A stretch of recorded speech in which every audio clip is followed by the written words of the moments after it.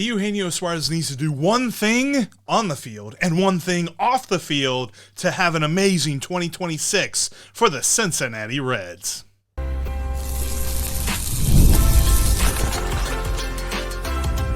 You are Locked On Reds, your daily Cincinnati Reds podcast, part of the Locked On Podcast Network, your team every day.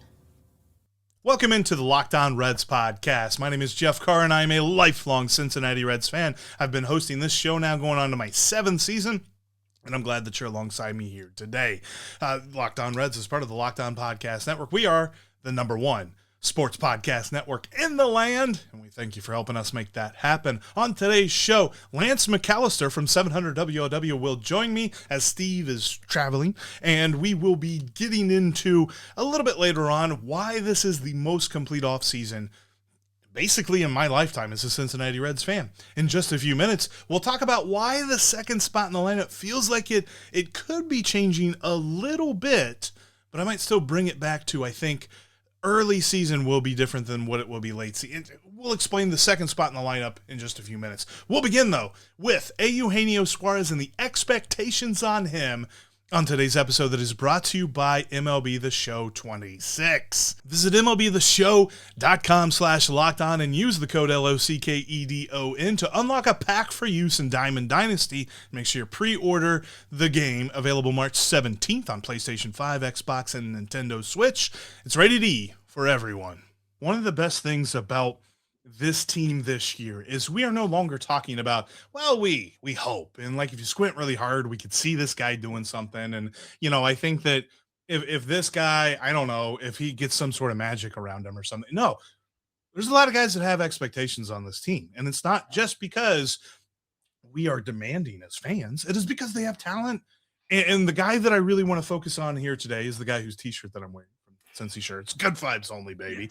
Eugenio Suarez is back, and I'm so excited that we're going to get to watch him, albeit wearing number that is different from what we're used to, just mashing baseballs over Great American Ballpark outfield walls.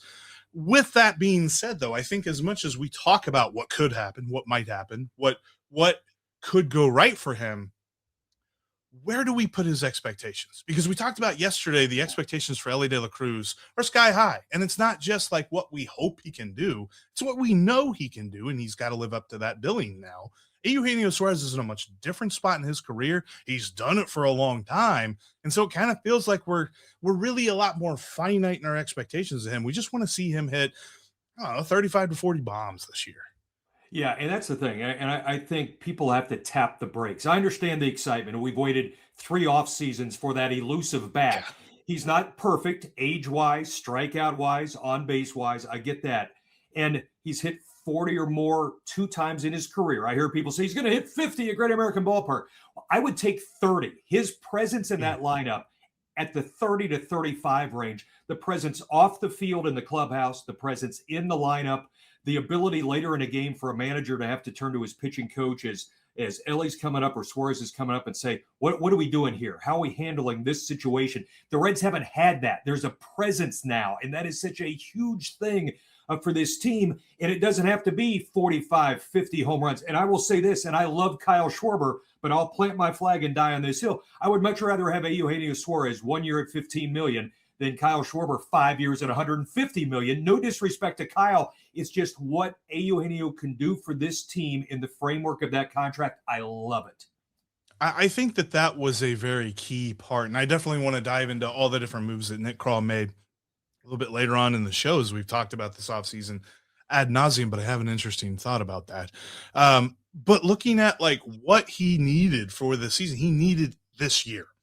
Just get through this year with a lineup, because it feels like there's some guys who could break out and could fill that role. Like, we could be talking about Sal Stewart as that guy next year. We could be talking about Noelvio Marte as that guy next year, because these guys have power. These guys have that kind of panache of just getting up to the plate and smashing baseballs.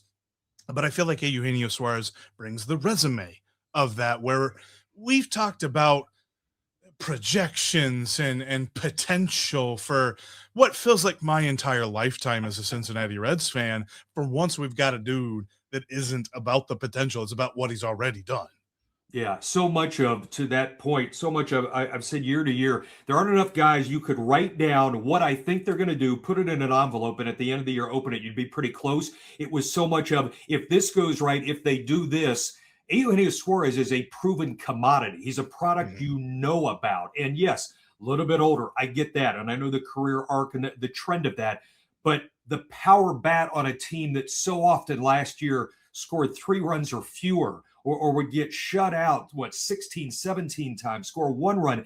The ability, one swing of the bat late in a game, where in a day and age, as you know, it's tough to piece together 3 hits in an inning. If you could draw a walk and get Suarez to the plate with one swing of the bat, this team has needed for 3 off seasons that one swing of the bat guy, and that's Eugenio Suarez. And that's what I love about this, is because you're right. Like, the whole mantra these last couple of years was, well, if we just string some hits together, that's what every team said. That's what the Rockies are saying. Like, good luck. We gotta have something else. Like, you have that bopper in your lineup. And that's why the Dodgers were the Dodgers, because all of their guys were boppers. And at any given point, they could change the game with one swing. And the Reds have like potential with that. But I think that Gino just brings that type of thing that they have not seen. And I don't know how you rate this. And I sometimes think that it can be a little bit overblown. But there were other teams and other executives that were just like, boy, I really like that move for the Reds. And maybe I'm picking and choose. Maybe I'm cherry picking a little bit. But I like the fact that other teams are like, oh, dude, the Reds did something really cool here. We're kind of worried about them now. And Jeff, I think there's something as simple as an intangible of coming to work every day and being around somebody like Eugenio Suarez. Who doesn't like going into the office and being around the guy who's always upbeat and positive? Whether he strikes out and goes 0 for 4, whether he hits a home run, he's going to find a way to saddle up next to you on the bench after you've had a rough day and say, it's going to be okay. Or it's just, and it's to your shirt, the good vibe only. I think there's something to that. Is there a war number to that? No. Is there an analytic number to that can be crunched into a computer and spit out? No, but I think there's something to that. In a veteran presence who has that, I think there's great value, and that's part of what I love about Eugenio. And I don't think for a moment that there's any sort of underlying thing that goes into early spring training results, but we have seen a shift in how this team really approaches things. They're like, let's go get it now. We're not worried about like what might happen in the future and how we work on this guy's, ability or different trait or something like that. It's just, how can you help this team win? How can TJ Friedl, how can Matt McLain, how can Elly De La Cruz help this team win? It is not about how many steals Ellie's going to get. It is not about how many strikeouts that we're going to see from certain guys. Like, it is just all about how they can win. And I think that part of that has been that addition of a Eugenio Suarez, because you're right. Like, I think even more so than just the home run expectation, it's just the feeling of support. The biggest part being the lineup protection for Elly De La Cruz, but the leadership that he brings is so key. And I think there's the built-in part of the messaging of Tito, the expectations and the urgency of now. It was great when this young group won 22 in 2022, won 82 games, and then they took the backslide in 24. It cost David Bell his job. Last season, they get to 23, which was great. And most years, it's not going to get you in, but they did get in. They tasted and popped champagne. Then they fell off the cliff after 2 games. Now it's all right. You tasted it. You felt how good it was. Then you felt how bad it was. Let's take it to the next level. Let's not wait, because whether we like it or not, they're in an Elly window. They're in a window with a lot of young guys who it's now time. 2022 felt great with energy and running the bases with reckless abandon. Well, now let's go. It's not 83 or 84. Let's barely get in and need the Mets to collapse. It's time to chase 90 plus and win a division. I don't want to talk about the wild card. I want to win a division. I want a home playoff game.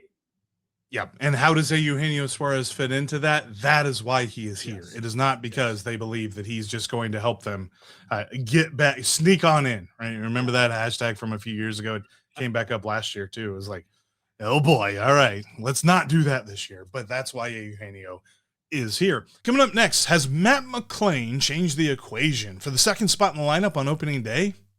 I don't think so, but we feel better about the later season adjustment.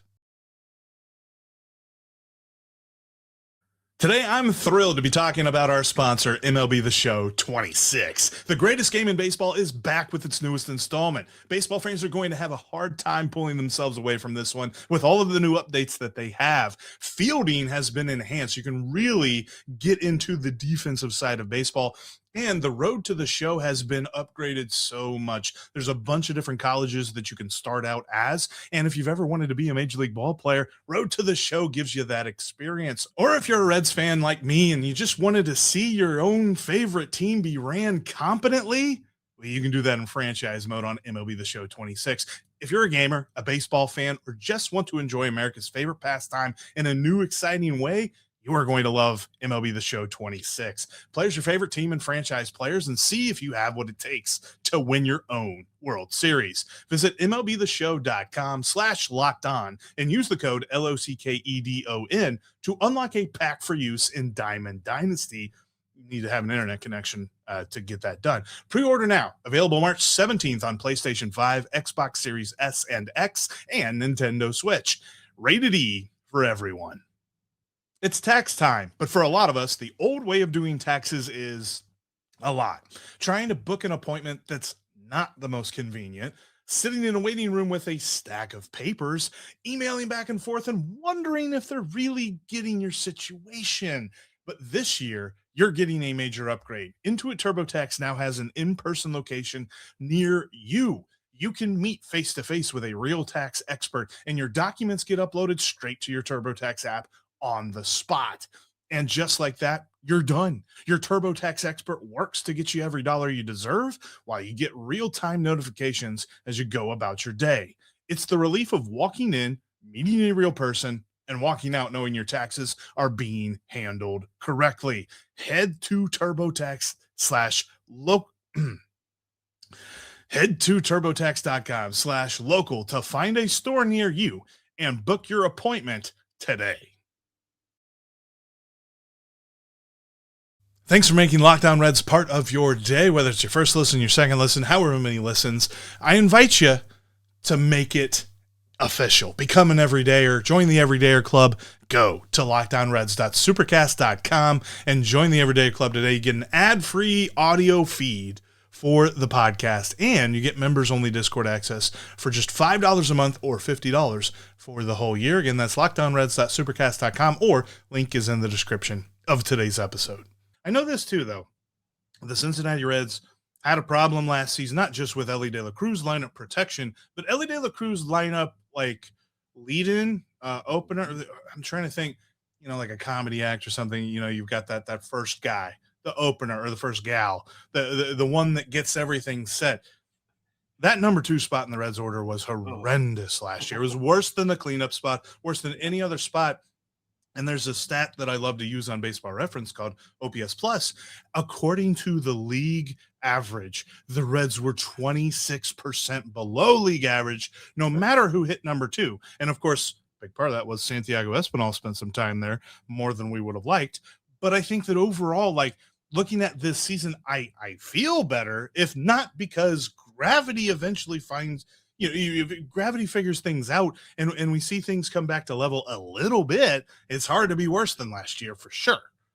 Yeah, and I like, and I know this has been an ongoing conversation throughout the spring, and maybe I'm more excited because Matt McLain has given results in the first 10 days of camp. But to me, and Tito used the word over the weekend for Matt, the connector to the lineup. And I think that's a great way to put it. And to your point of putting that lead in, that connector, it kind of plugs in. Matt's the guy, he's the piece that snaps into the board, and you say, all right, he's like the piece of the puzzle. You say, voila, it fit because he knows what he's doing at the plate. He seemingly has made some adjustments to, instead of trying to pull or get lost on that outside pitch, he's going the other way. He's hitting with a little bit of authority behind that. And I just think he understands the game. And I go back to talking with him at Reds Fest, and I ask him about the struggles. And some guys, when they're struggling and letting their team down, they try to do too much, try to hit like the 5-run home run. And he said, I know I can help this team doing little things, getting down a bunt, moving a guy over. And that mindset and that 2-hole with what Matt can bring with the athleticism, the speed, the power, there's a whole lot of combinations that go into connecting this lineup. And in the perfect world, in my perfect world, Matt McLain there just sends an electricity current through that lineup with him in the 2 spot. So I think the question now is, because I started off spring training thinking that opening day, Noel Marte would probably bat second, simply because we've got to see some stuff from Matt McLain before we can trust him up there. Have we seen that stuff? Because I will say this, like early on in spring training, he's hitting, so is Elly, and so's Nathaniel Lowe, and so is Reese Hines, and so is everybody else. It feels like we're seeing a collective going of the Cincinnati Reds lineup early on in spring training, but Matt McLain is showing some things that really have us excited. And I agree with you that the best version of this lineup includes him at the number 2 spot, but does the best version of this lineup happen on opening day, or do you think that Terry Francona is going to give this a little bit more of a runway to make sure that the results that he's seeing in Goodyear are similar to the results that he will see in regular season ball? That's a great question. That's how to put it, because we've got 21 plus days till opening day. A lot can happen. I was always told, a wise baseball executive once said, Lance, you never want to get fooled in March, and you never want to get fooled in September. March with spring training, guys. September with call-ups and expansion of rosters. There's just so many variables. Who's pitching, how diluted the rosters are, who you're seeing on a given day. I like the fact that McLain homered against Jamison Tayo, a proven major league pitcher, and then homered against a less than proven pitcher later. But I like the Tayon home run. I like that Matt is smiling. I think there's something to that, because so much of last season was a struggle, and you could see the weight of the world on his shoulders. And that's why I debated at times sending him down just to let him get into a groove and feel good about himself, and it never happened. Right now, I feel a groove and see a smile on his face. And if that continues to play out, if this isn't a false positive early in camp, I like him at 2, but I think there's something to your point of not throwing all that on him on opening day to say, now it's time to go do your thing. Maybe there is something to easing him in, and results move him up in the order as the season progresses. I can think of a lot of examples where the Reds did that. I mean, specifically whenever Eugenio Suarez first came up and he was really getting going, or not, I'm sorry, not Eugenio. I got Eugenio on the break. When Elly De La Cruz first came up and he got going, he was hitting like 7th in the lineup. And I think we were all like, dude, we know he can hit high, or why is he hitting so low? It's because even David Bell at that point understood you've got to work these dudes into it. You got to build their confidence before you really test their confidence. Because you're right. Like even last year, throughout all the struggles that Matt McLain endured, there were points like he'd hit a double here, or he'd hit an extra base hit, or he'd get an RBI here, and you'd see him on base. And instead of him doing the whole, thing that he does, that's not a motorcycle thing, right? I'll go with that. Sure. Yeah. Yeah. Motorcycle, lawnmower. I don't know, something like that. But the thing that he does on, when he gets a big hit, he wasn't doing that. He had a look on his face of just like, oh my God, I just got through a huge project at work and I'm just glad that it's over. That's how it felt whenever he did something good at the plate. And I think that you're right. That's such a huge key for me. But going back to your point about spring training again, because I have, and I call it, and you might have a different name for this one, but I call it the Neftali Soto Memorial, the Memorial Award, the best player in spring training. And for those of you who don't know who Neftali Soto is, there's a reason. And it's because most of what he did in February and March, and not in April through September, because he was just amazing in spring training. And so I don't want to see that for Matt McLain, because I think that you can label some of these guys that are going right now as potential guys for that award. Matt McLain better not be anywhere near that list. Yeah, there's just people need to understand the variables in spring training of who's throwing that day, what they're working on that day. There will be starting pitchers, especially there'll be veteran pitchers who go out and use a start just to work on one pitch, and they don't worry about the results. They just worry about how that one pitch looked like, how it felt coming out of their hand, and the rest of it is secondary. So you never know from one day to the next, and it makes it difficult to judge. And back to the point of don't get fooled in March and in October, just the variables. And that's why as the sample size expands and we learn more about Matt, I hope he keeps it up, and it would be a nice role to carry into the regular season. And that's the thing too, like early on, I think we'll see either Marte. I had somebody ask me, like, against left-handed pitchers, would we see Sal Stewart batting second? I think that's the same conversation as Matt McLain. I don't know that we want to put that on him right away. But again, I could take the argument that eventually that's where he works himself into, because if we're talking about how good of hitters they can be, we saw Marte go a bit last year. And I think that I'm not necessarily sure how to label what happened in September because it wasn't injury based. Yeah. I don't know if it was fatigue based because he finally hit a point in his career where he's playing more games than he's ever played. But in September, Noelvi Marte stopped going. And he started seeing his strikeout rate tick up, which was very impressively down for most of the year. And we started to see a lot of gaps in his performances. And so it's not as if they are picking the surefire candidate over the not surefire candidate here. I think it might be more so that early on in the season, they ease Matt back into the confidence and less about he is incapable of doing. Yeah, and even I'll give you another guy, and if he's healthy, knock on wood, and he appears to be, just because of his approach and how professional he is, I think that's something Spencer Steer can handle as well. And there's less On of base machine. less of a variance in there's more reliability than a Marte, at least early. So I think Tito's got options, and I think it's going to be a very interesting storyline to follow. This has been the most complete offseason in my lifetime as a Cincinnati Reds fan. I'll explain why next. It's future season over on FanDuel as spring training rolls along, because FanDuel is an official sportsbook of Major League Baseball and the official sportsbook of Locked On. And right now you can check out a whole bunch of futures pertaining to the Reds, whether it's their division odds, their playoff odds, even their odds to win the National League, and so many different things. But of course, we talked about Eugenio Suarez today.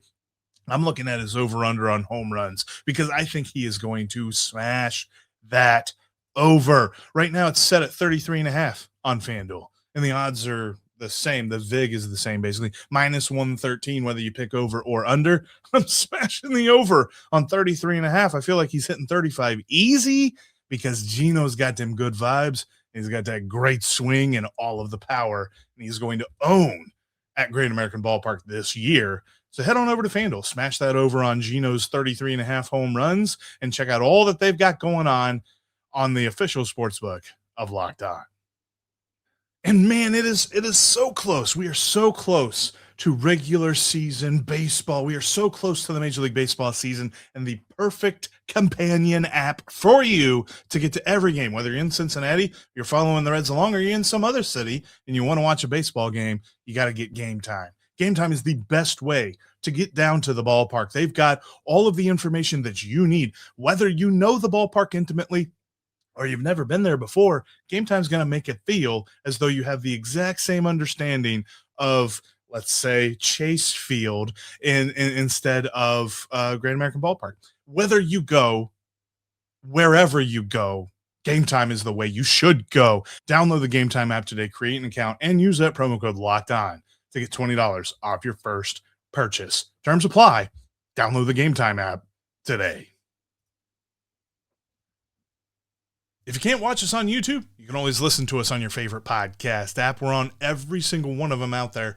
Make sure you go check us out today. That's also where the ad-free feed lives. If you're an everydayer, go to lockdownreds.supercast.com to learn more.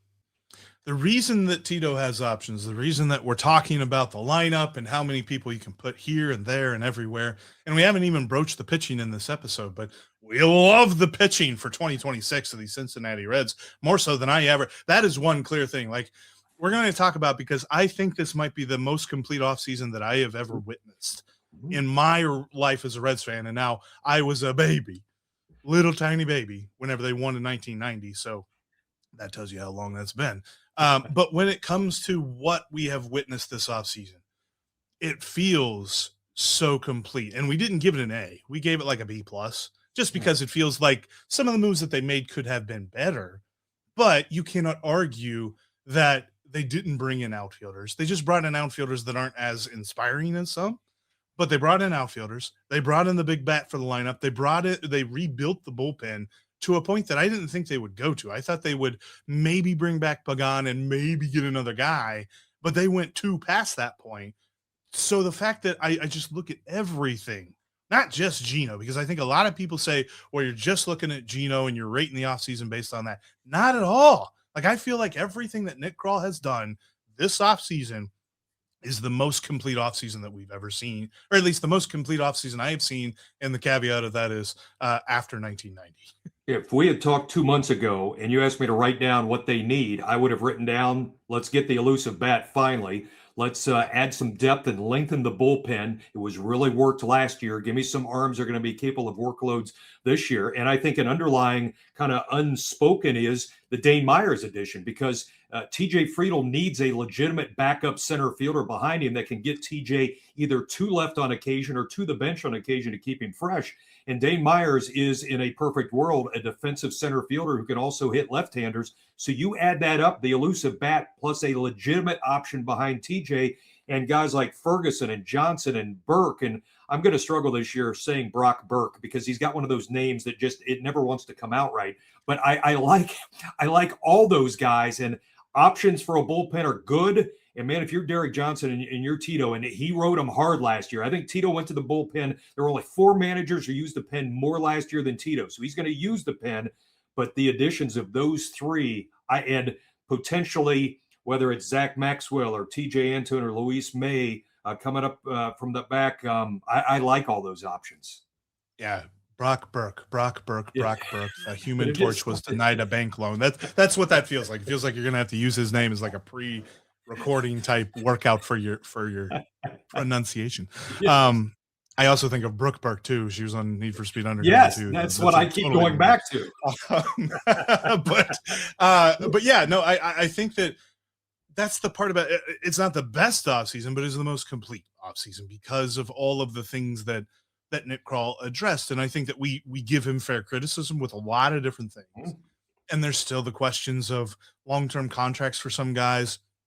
Feels like the Tyler Stephenson situation has been handled poorly, but we might see that it's just who Tyler Stephenson is. He's been a fine catcher. He's not been an elite catcher. So how much do you really stoop to hold on to a fine catcher? I don't know. Like that's another conversation, but to fill in with all of these things that he has done, I've been really happy because you're right. Like the guys that they added in the bullpen, it's not just that they went out and they did the thing that they did in years past where it's like veteran guy was really bad last year. Like I remember a couple of years ago when they got Tyler Thornton, the guy that was like, wow, he was really good for Boston like 3 years before the Reds got him.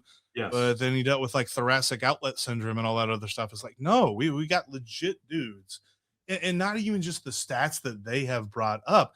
Thinking about this bullpen and how Tito can use it. Number one, he's got one of the best starting rotations, arguably the best starting rotation in the National League. It's going to have to fight with the Dodgers on that one, but it's really, really talented. But if he feels like he needs to go to the bullpen, he has got 2 lefties, possibly 3 if Sam Maul makes it. He's got Emilio Pagán that has told him he doesn't have to pitch in the 9th inning. He's happy to pitch whenever you need him to pitch. And you've got not Caleb Ferguson. You've got Pierce Johnson that has a bona fide weapon that we've not seen come out of the Reds bullpen in a long time. And that's this curveball that just falls off the table. You're going to be able to go from power pitcher to curveball guy. I don't know how other teams are going to game plan for that. I love that point. And talking with Emilio Pagán at Reds Fest and Pierce Johnson, they're good friends. He brought that up. And I said, looking at baseball savant, the dork I am, he threw his curveball 82% of the time. And Emilio said, it's a curveball we don't have in that bullpen. And there is just something to being able to change the looks later in games when you go to the bullpen. And, I'll go back over the weekend during the broadcast. Tommy Thrall and Jeff Brantley were talking about Brock Burke and how the people they talked to with the Angels weren't all that happy that they traded Brock Burke. There were many in the organization going, what are we doing here? He's a lefty who gets guys out, and he's now here. And Emilio Pagán had a big workload last year. Tony Santillan had a big workload last year, career high in appearances. So I'm going to be interested to see how they handle things. And I think I like how they're being handled in spring training so far. They're being eased in. But, man, the depth from top to bottom in that bullpen, there's a lot of arms that you got to love on this team right now. And then I think the other part about this offseason was the move that Nick Krall didn't make, because we heard a lot of folks, and even folks close to the team, that were talking at the beginning of the offseason saying if they're going to fix things, they got to trade one of these starters. Well, what did they not do? Brady Singer is still here. Nick Lodolo is still here. Andrew Abbott, Hunter Green, all the guys are still here. And I think that in and of itself was a win in the offseason, because we were even talking about at one point, it was just like, well, no. You can't trade Hunter Green, but you can trade Brady Singer. But the fact that they didn't do any of that, they still have all of the talent and all of the reliability from last year, albeit the question marks surrounding a couple of guys' availability. But as long as they answer the questions around availability, this starting staff is just so talented and will be the reason that the Reds get where they need to get. Yeah, there's no question. I mean, in assessing the offseason and issuing a grade, it's worth a bump up on a grade by not having to trade a starting pitcher. I mean, the fact that they bring him back, and Brady Singer was the most reliable, durable starter they had last season on a staff that had guys go on the IL. Brady Singer took the ball once every 5 days. And had you dealt him, you're losing all of that in a package. Had you dealt Hunter Green, we're talking about then cobbling together innings and needing, Chase Lauder, who's going to be on an innings watch, Chase Burns, or Rhett Lauder. You've got Brandon. I've combined the two. I've morphed them. Brandon Williamson coming off Tommy John. Julian Aguirre coming off Tommy John. So it would have been really difficult to start cobbling together all the innings and starts to make it work. Now you don't have to do that. You're not as pressed to do that. You're able to kind of mix and match, and whether it's 25 starts from Burns and Lauder gives you some, and Williamson gives you a couple, you've got a pathway to figure that out, and you don't have the urgency and the rush behind it because you've got all the 4 that you had last season. It's huge. Should we, maybe we ought to do this. Should we say a few words about the loss of the bullpen day?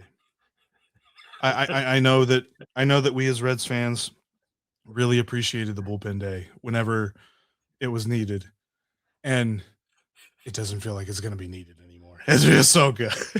Yeah, that was I can't imagine that. I know how it was watching it. I can't imagine if you're Tito and Derek, how stressful it was. How am I going to get 27 today? I'm going to get 3 out of the opener, and then can somebody give me 6? And 6 plus 3 is 9. Okay, I've got 18 more. Derek, what do you think? I don't. That's tough. And then one of them comes in and walks the bases loaded, and then it's just like, then he's really scratching his head, like trying to figure out. All right, I'm so glad. Like, if they do that, it feels like it's going to be strategic and not out of necessity, because you could argue they could go 9 deep. A couple of those guys are a little bit unproven, in Chase Petty and Jose Franco, but they have talent and they have promise. And you have at least 7 guys that you can say, we can count on these dudes to give us a start whenever we need to. That'll do it for today's edition of the Locked On Reds podcast. Thank you so much for joining me. I appreciate Lance being a part of the show and filling in for Steve as he's traveling. Steve will be back with me tomorrow as we will continue looking at expectations for the team this season. We really want to dive into expectations for Tyler Stephenson. This dude has been on a whirlwind, a roller coaster, whatever the word you want to have for this offseason for Tyler Stephenson is. So what do we expect from him and what could be his last season as a Red? We'll discuss that on tomorrow's podcast, but that'll do it for us here today. Now, for the video, folks, make sure you hang on. We're going to send you to Locked On's first ever 24/7 streaming feed covering all of the biggest sports stories going on around the world. And if you're listening, make sure you go check out Locked On MLB. Sully's got you covered around the league, and so does Brett Chansey and former Reds relief pitcher Mike Stanton on Back to the Bullpen as they give you a player's view of what's happening in baseball. That's all in the Locked On MLB feeds, just like Locked On Reds, free and available everywhere you get your podcasts. But as for Steve, Lance, and myself, we will be Locked On Reds every single day.